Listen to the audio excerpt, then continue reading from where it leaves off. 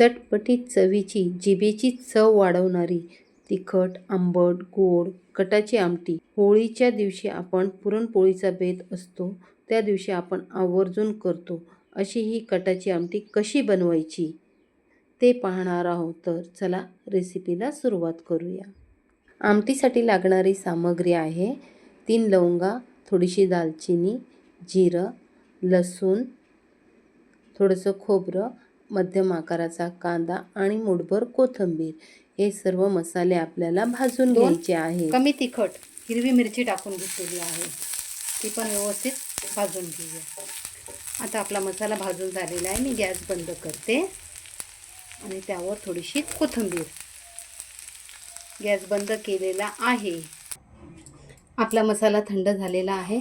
तो आता मिक्सरमध्ये टाकून मी बारीक असा वाटून घेते. थोडंसं पाणी टाकून वाटायचं.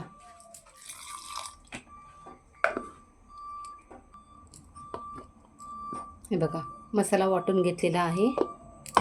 पुरणासाठी जी डाळ आपण शिजवून घेतलेली आहे त्यातून आता आपण येळवणी काढून घेऊया. डाळ बघा किती छान मस्त झालेली आहे. आता बघूया, मी चाळण घेतलेली आहे आणि त्यात येळवणी काढून घेत आहे. आपल्याला कटाच्या आमटीसाठी जी येळवणी लागणार आहे ती येळवणी मी आता इथे काढून घेतलेली आहे. झणझणीत चमचमीत कटाची आमटी तुम्हाला खायला आवडते का? मम्मी कटाच्या आमटीला फोडणी देणार आहे. येळवणी बघा एवढी आलेली आहे. आता ह्याचीच आपण आमटी करणार आहोत. टोप गरम झाला की त्यात थोडंसं तेल टाकून घेतलेलं आहे. तेल चांगलं कडकडीत गरम करून घ्यायचं. त्यावर थोडीशी राई,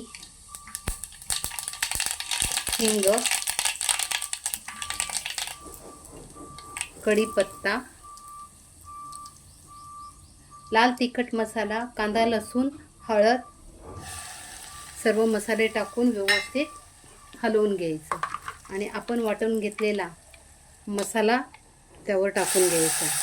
या अगोदर आपला होळी स्पेशल पुरणपोळीचा व्हिडिओ आपल्या चॅनलवर अपलोड झाला आहे.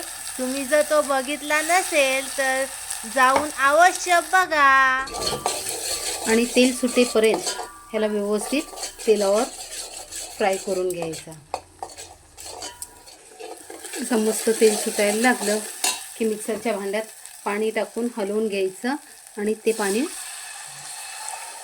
टाकून मस्त ह्याला एक उकळी काढून घेऊया. अशी छान उकळी आली की आपण जी येळवणी काढून ठेवलेली आहे ती टाकून घ्यायची. थोडीशी डाळ पण ठेवलेली आहे मी, मध्ये मध्ये खायला छान लागते ना त्यासाठी. आणि आता ह्याला बारीक गॅस करून आपल्याला हवं तेवढं पाणी टाका. साधारण घट्टच आहे. थोडं पाणी टाकून तिला मी वाढवून घेते आणि बारीक गॅसवर ह्याला 5 मिनटं चांगली उकळी आणून घेऊया. आणि आत्ताच ह्याच्यात मीठ टाकून घ्यायचं, चवीनुसार मीठ. मी कोकम टाकत आहे, 2 कोकमं टाकलेली आहेत. मस्त आंबट, गोड, तिखट अशी आपली कटाची आमटी बनवून तयार होते. पुरणामधलं आहे ना थोडासा, हे बघा, हा थोडासा पुरण ह्याच्यात टाकून घ्यायचा. त्याने आपली कटाची आमटी घट्ट पण होते आणि साधारण गोड पण होते.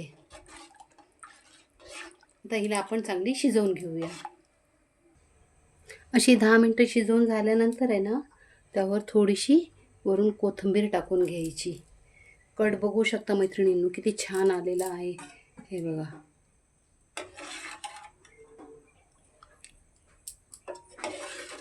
इथं आपली कटाची आमटी तयार झालेली आहे.